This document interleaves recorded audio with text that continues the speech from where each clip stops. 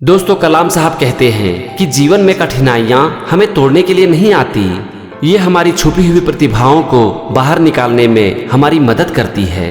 कठिनाइयों को ये जान लेने दो कि हम भी कठिन हैं। दोस्तों, अगर ये जिंदगी है ना तो प्रॉब्लम तो आएगी ही। इस दुनिया में ऐसा एक भी इंसान नहीं है जिनके जीवन में प्रॉब्लम नहीं है।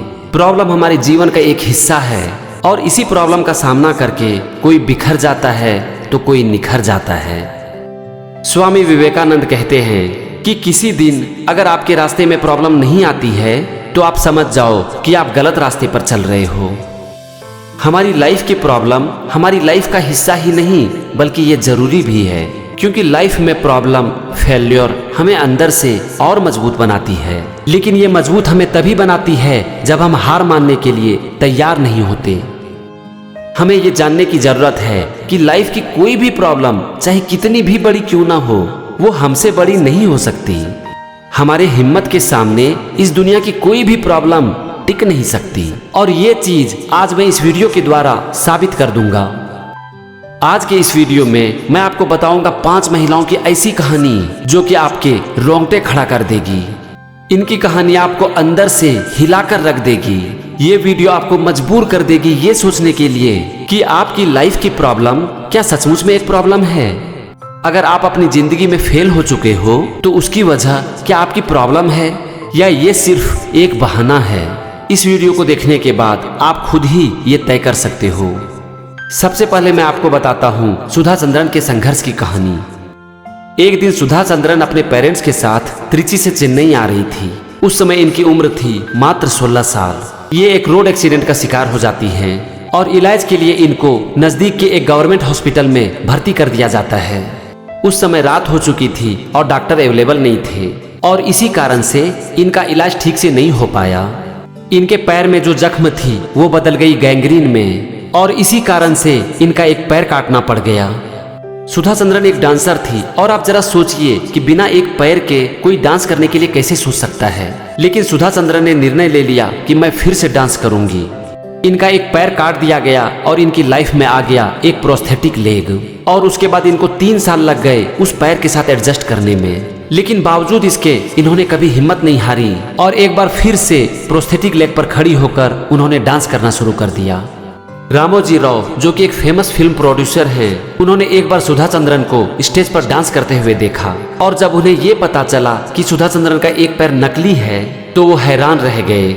और फिर उन्होंने एक निश्चय कर लिया कि मैं सुधा चंद्रन की जिंदगी पर एक फिल्म बनाऊंगा और उस फिल्म की एक्ट्रेस होंगी सुधा चंद्रन। इन्होंने तेलुगु में ये फिल्म बनाई जिसका नाम था मयूरी, और ये फिल्म बॉक्स ऑफिस पर सुपर हिट साबित हुई। बाद में यही फिल्म हिंदी में भी बनाई गई जिसका नाम था नाचे मयूरी, और इस फिल्म की एक्ट्रेस भी सुधा चंद्रन ही थी। सुधा चंद्रन ने अपने इसी पैर से सिर्फ भारत में ही नहीं बल्कि दुनिया के कई अलग अलग देशों में भी डांस किया। अब हम आते हैं इनकी कहानी पर। ये हैं मुनीमा मजारी, जो कि पाकिस्तान से हैं। 18 साल की उम्र में इनकी शादी हो जाती है। शादी के 2 साल बाद ये एक कार एक्सीडेंट की शिकार हो जाती हैं। उस समय इनके साथ इनके हस्बैंड भी थे। इनके हस्बैंड बचकर निकल जाते हैं, लेकिन मुनीमा मजारी बहुत ज्यादा इंजर्ड हो जाती है। इनकी wrist, collar bone, shoulder bone और रिब केस फ्रैक्चर हो जाती है और इसके कारण इनका लीवर और लंग्स बुरी तरह से इंजर्ड हो जाता है। 2 से 2.5 महीने तक इनका सर्जरी चलता है और एक दिन डॉक्टर इनसे कहते हैं कि मैंने सुना है कि आप एक आर्टिस्ट बनना चाहती हैं, लेकिन मेरे पास आपके लिए एक बुरी खबर है, और वो खबर ये है कि अब आप जिंदगी में कभी भी पेंटिंग नहीं कर पाएंगी, क्योंकि आपकी रिस्ट और आपकी आर्म इतनी डिफॉर्म हो गई है कि अब आप कभी भी पेन नहीं पकड़ पाएंगी। उसके अगले ही दिन फिर डॉक्टर आकर उनसे कहते हैं कि आपकी स्पाइन इतनी इंजर्ड हो गई है कि अब आप कभी भी चल नहीं पाएंगी और अब आप कभी भी मां नहीं बन पाएंगी। हॉस्पिटल से डिस्चार्ज होने के बाद वो 2 साल तक बेड रिडन थी और उसके बाद उनका अपने पति से तलाक भी हो जाता है। इतनी प्रॉब्लम के बावजूद इन्होंने हार नहीं मानी और ये कहती हैं कि लोग मेरी डिसेबिलिटी को देखते हैं लेकिन मैं अपनी एबिलिटी को देखती हूँ। लोग मुझे डिसेबल्ड कहते हैं लेकिन मैं अपने आप को डिफरेंटली एबल्ड कहती हूँ। आपकी लाइफ में कभी कुछ ऐसा हो जाता है जो कि आपको तोड़ देती है, आपको डिफॉर्म कर देती है, लेकिन ये आपको आपका बेस्ट वर्जन बनाती है। इन्हें जब ये लगा कि ये कभी मां नहीं बन पाएंगी तो इन्होंने बच्चे को अडॉप्ट कर लिया। इन्होंने पेंटिंग करना भी स्टार्ट कर दिया और national TV off Pakistan join कर लिया as an anchor.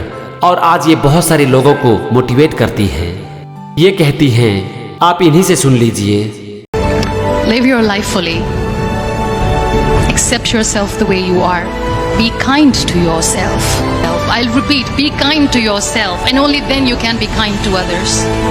Love yourself and spread that love. दोस्तों, ये थी मुनीमा मजारी की लाइफ की प्रॉब्लम और उनका हौसला। अब आप इनसे मिलिए। ये हैं अरुणिमा सिन्हा। ये एक वॉलीबॉल चैंपियन रह चुकी हैं। 2011 में ये एक ट्रेन में लखनऊ से दिल्ली जा रही थी। तभी कुछ बदमाशों ने इन्हें ट्रेन से उठाकर फेंक दिया और इनका दुर्भाग्य ये था कि दूसरी तरफ से भी एक ट्रेन आ रही थी और ये उस ट्रेन की चपेट में आ गई और इनका एक पैर कट गया। वो रात का समय था और ये पूरी रात मदद के लिए ट्रैक पर चिल्लाती रहीं, लेकिन मदद के लिए कोई नहीं आया। फिर दूसरे दिन सवेरे कुछ लोगों ने जब उन्हें देखा तो उन्हें हॉस्पिटल पहुंचा दिया गया और इसके बाद इनका एक लेग बन गया प्रोस्थेटिक लेग। लेकिन इसी प्रॉब्लम के बीच इन्होंने एक डिसीजन ले लिया कि मैं माउंट एवरेस्ट पर चढ़ूंगी। 11 अप्रैल 2011 को अरुणिमा के साथ यह हादसा हुआ था। डॉक्टरों ने इन्हें बताया था कि प्रोस्थेटिक लेग के साथ चलने के लिए सीखने में 3 से 4 साल का वक्त लग जाता है। लेकिन डॉक्टरों को गलत साबित करते हुए अरुणिमा सिन्हा अपने एक्सीडेंट से सिर्फ 2 साल बाद 21 मई 2013 को माउंट एवरेस्ट पर थी। ये कैसे हो पाया, आप उनसे ही सुन लीजिए। 11 अप्रैल 2011 को मेरा एक्सीडेंट हुआ। 21 मई 2013 10:55 पे मैं टॉप ऑफ द वर्ल्ड पे थी। कैसे? यहाँ से मेरा सोते उठते बैठते सिर्फ मुझे एवरेस्ट दिखाई जाए। और मुझे लगता है किसी को भी अगर अपना लक्ष्य पाना है, यहाँ से अगर वो पागलपन जब तक नहीं आएगा तब तक नहीं होगा वो। दोस्तों, ये है हमारे दिमाग की ताकत जिसे हम कभी समझ नहीं पाते हैं। हमें कोई भी आकर कुछ कह देता है और हम उसका विश्वास कर लेते हैं।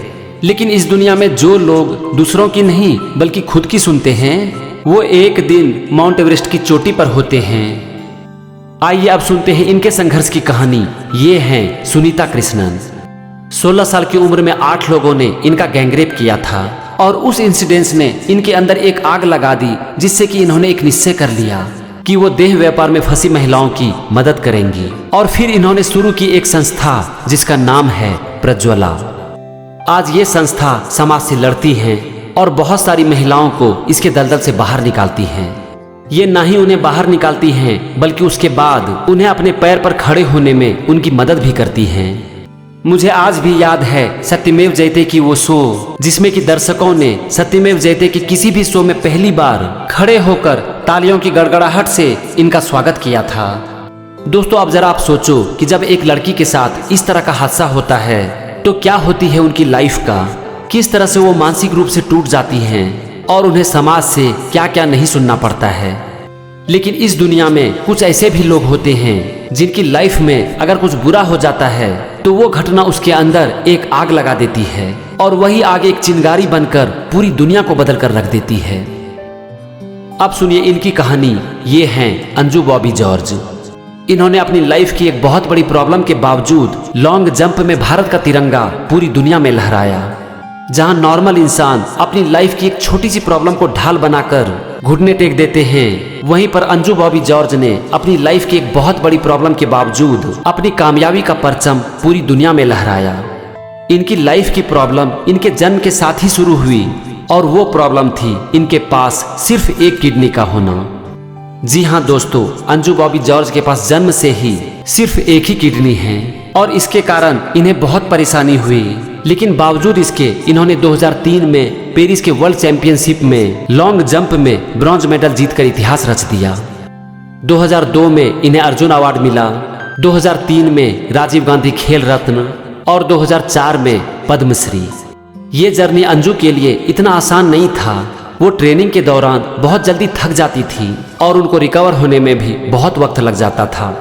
उनके इस प्रॉब्लम के कारण उनके ब्लड में यूरिया की मात्रा बहुत बढ़ जाती थी और इस कारण से उन्हें ज्वाइंट में भी बहुत पेन होता था।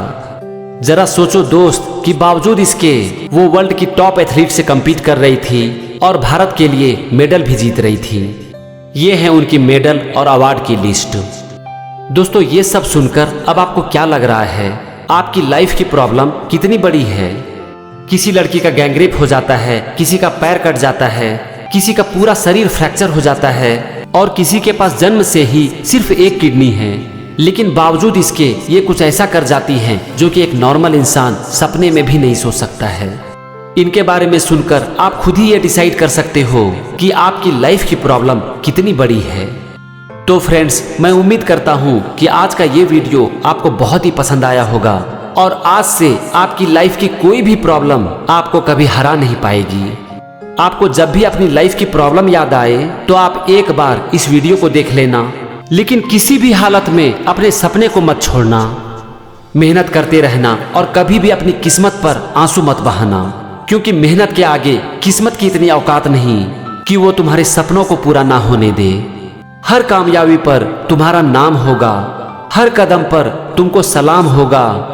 डटकर मुश्किलों का सामना करना है दोस्त, एक दिन वक्त भी तेरा गुलाम होगा।